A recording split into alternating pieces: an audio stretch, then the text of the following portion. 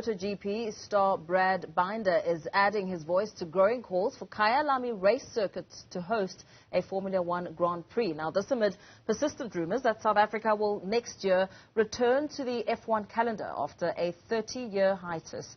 Our reporter Khotso Sello has more. It's not often that we have a MotoGP star right here on Newzroom Afrika, but today we do have Brad Binder. Brad, thank you so much for joining us on Newzroom Afrika. Thank you for having me today. Yeah, I mean, it must be great. I mean, most of your time is spent so much away from home. Must be good. It's fantastic to be home. You know, I don't get to come home too often anymore. Unfortunately, pretty much December and probably 2 weeks in July, I've managed to come back to South Africa. Yeah. So it's always a great time to reset and get ready for the job on the other side. This year's first half of the season not going according exactly to your script, but I'm sure you can do better in the second half. Sure. You know, I would have loved a few more podiums, a few wins by now already, but it is what it is. We're working hard, and sometimes you've got to accept where you are at the time and just really try to build from there. So it's exciting stuff coming up for us. It's going to be fantastic to try and finish the second half of the year off strong. It's tracks that I love riding at, so I'm really excited and I can't wait to get on the bike.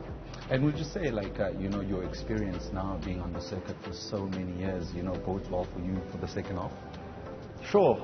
In my previous seasons, I've always finished years off much stronger than I've started, so I'm relying on that again. And yeah, I'm confident that I can really try pull something out the bag for the second half of the year. You know, I want to start fighting for podiums week in and week out. And if I can do that, I'm confident we can finish the year off in a strong way. How's the banter at home? I mean, your little brother is doing so well. He is. It's amazing to have Darren in MotoGP, and he's done so well. To make the step from Moto3 to MotoGP and do what he has is unbelievable. Like, I can't explain how hard it is to make that step, and he's made it look pretty easy. Yeah, and the competitiveness between you two, I mean, you know, from fighting for a remote at home and now you guys being, you know, on the circuit together. Honestly, you know, if my brother would be beating me, I'd be happy for him. You know, he's worked so hard, and he's got the same dream and same goals I do. So, yeah, he's been working hard, and we work so hard together. We train together, we ride together most days, and it's really an honor to be in MotoGP. Two brothers, both from South Africa. So it's a really great thing for our family. I mean, MotoGP in South Africa is not as big, you know, as it is in other countries. I mean, in terms of the pecking order, you have your rugby, you have your cricket. You know, how difficult or easy was it for you guys to kind of break through and actually, you know, do well on the circuit? Well, it was tough at the beginning, of course. You know, I'm really grateful to have a series like Red Bull MotoGP Rookies Cup, which gave me the opportunity to start racing in a world championship at 13 years old. Yeah. So that's what really paved the way for us and gave me the opportunity to be where I am today. Yeah, and I mean, doing such good work on the track. I mean, it's actually inspiring for some of the youngsters in South Africa who can actually have, you know, a poster on their wall and say, one day I want to be like a Brad. Have you kind of like shouldered the responsibility and say, you know, I'll be the trailblazer? You know, I think for every young person here in South Africa that wants to make it a life in MotoGP, that's one of my goals when I'm done racing, is I want to help young riders come up. And well, not just when I'm done, but now already. You know, now I know how to do it and which directions work and which don't. You know, obviously, we've tested them all trying to get to where I am today, but my goal is to also help build South African racers, try to get them on the World Series, and I would really love to see many more South Africans on the grid. You reckon there's a market for it, yeah?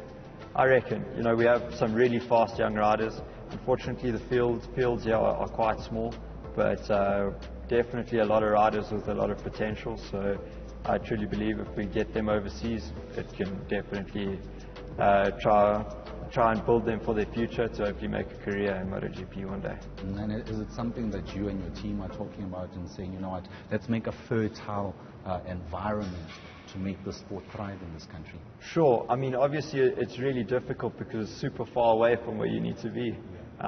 Or not where you need to be, but it's difficult from South Africa. You know, no one that side really sees the young riders that are really talented and really fast. So the only way to really get your name in the shop window is to do a series like Red Bull Rookies Cup. Yeah. And I think that's something that's all fast South Africans need to do. That's the only way to really make it, is try out for Rookies Cup. And if you make it in there, you know, your chances of actually making a career out of MotoGP have already become much greater. And the opportunity of traveling, what has that done for you in terms of opening your view on the world? Well, I've done a few trips around the world now. Starting at 13 years old, I'd already been in a different country every other week. But it's funny because I see a lot of good things overseas, but I see a lot of good things here too. And it's clear to me the day I finish racing, I'm coming back home and going back to Krugersdorp. Talking about seeing the good things, you've got this initiative, the Super Lap. Tell us about that. Super Lap is super exciting. You know, we're bringing the MotoGP bike to South Africa for the first time in, well, I think the last time MotoGP was here was 1992. Yeah. So it's been a long time, and of course bikes have come a long way since then. And you know, the track, it's got a brand new layout. So the goal today is to really ride a really competitive bike here for the first time in a long time, and see how fast we can get it around here.